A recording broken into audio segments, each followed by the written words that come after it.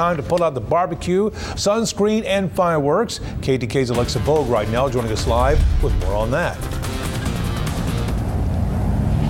That's right, Neil. The month around the 4th of July is National Fireworks Safety Month, and it's important that you and your loved ones use caution when handling these dangerous explosives. There's nothing better than hearing that loud boom and watching the sky burst into color.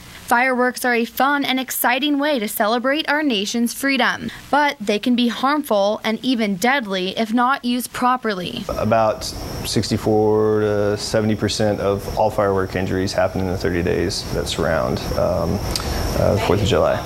Across the country, 200 people visit the emergency room every day with firework injuries during the month around July 4th. We'll see our fair share of that 200 here in East Texas for sure.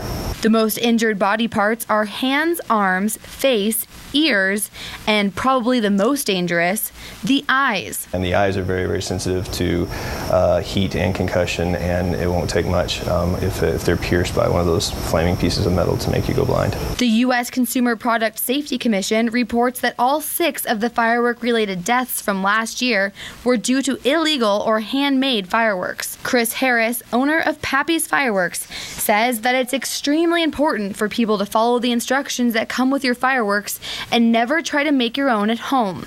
You don't ever try to mix gunpowder unless you have a degree or a license to do that. Also, never drink before handling the explosives. I highly discourage people mixing fireworks with alcohol. A lot of those injuries, come from people whose judgment was impaired. Their ability to move and get out of the way is impaired when you start setting off fireworks with alcohol. Folks who say fireworks can be fun as long as you know what you're doing. Coming up at 6, we'll give you some tips on how to keep yourself and your family safe this summer. Reporting live in Tyler, Alexa Vogue, KETK News.